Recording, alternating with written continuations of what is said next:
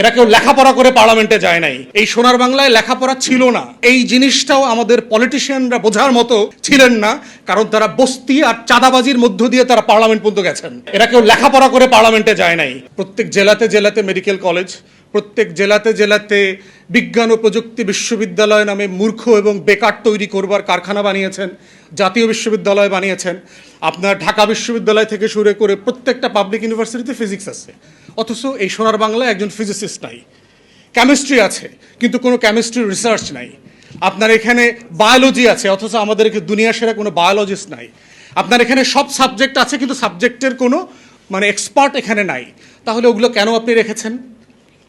আমরা দেখবেন, আমরা যারা সোকল আমাদের জেনারেশনে ভালো ছাত্র ছিলাম, সবাই আমরা কিন্তু কেউ বাংলাতে ভালো নাম্বার পেতাম না, আমরা ইংরেজিতে বেশি নাম্বার পেতাম।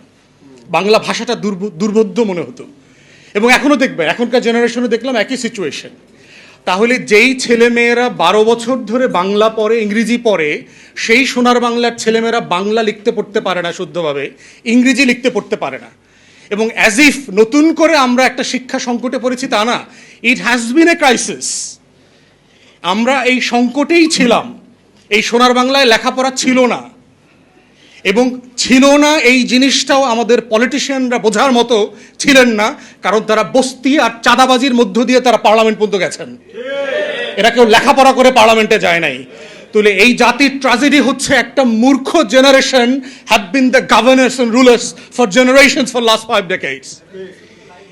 এই মূর্খ জনগোষ্ঠীরা যখন জাতির নেতা হয়, তখন সে চিন্তা করে ইন্টার পাস ডিগ্রি পাস কেন, সাইন করতে পারলেই তো হইল।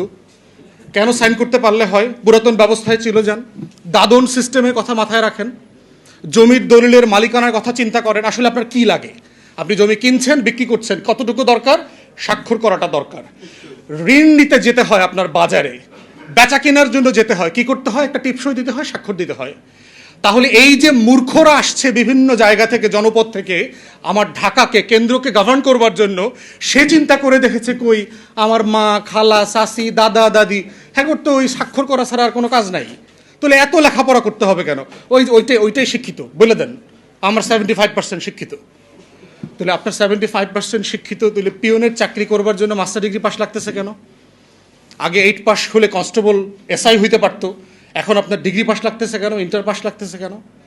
তাহলে এই যে টোটাল কাঠামোগত সমস্যা, এইটার সমস্যা আপনি বাজেটের জায়গা থেকে আলোচনা করে সমাধান করতে পারবেন না। রাদার আমি ফিল করতেছি উই হ্যাভ সাফিসিয়েন্ট ফান্ডস। টাকা অ্যাজ অফ টুডে যেটা আছে রাষ্ট্রের, যেটা সে খরচ করছে, এটা সাফিসিয়েন্ট। আপনার স্কুল কমাইতে হবে, কলেজ কমাইতে হবে, বিশ্ববিদ্যালয় কমাইতে হবে, আপনার এই কাঠামো ভাঙতে হবে। একটা রাষ্ট্র পরিচালনা করবার জন্য এত স্কুল কলেজ বিশ্ববিদ্যালয়ের প্রয়োজন নাই। আমি যেহেতু নির্বাচন করেছি, আমি প্রত্যেকটা এলাকাতে যেহেতু এক্সটেন্সিভলি দেখতে হয়েছে, প্রাইমারি স্কুলে 50 জন স্টুডেন্ট আছে এইরকম স্কুল আমি খুব কম পাইছি।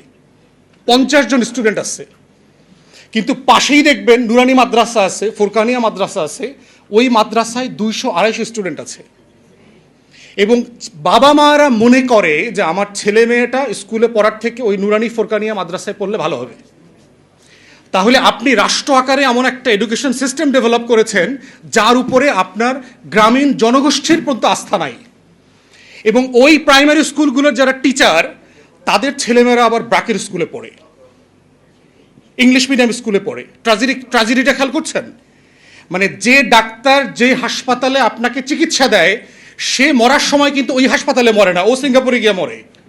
যেই উপদেষ্টা অথবা যেই মন্ত্রী আমাকে আপনাকে বড়ি খাওয়ায়, ট্যাবলেট খাওয়ায়, ও মরার সময় লন্ডনে যাবে।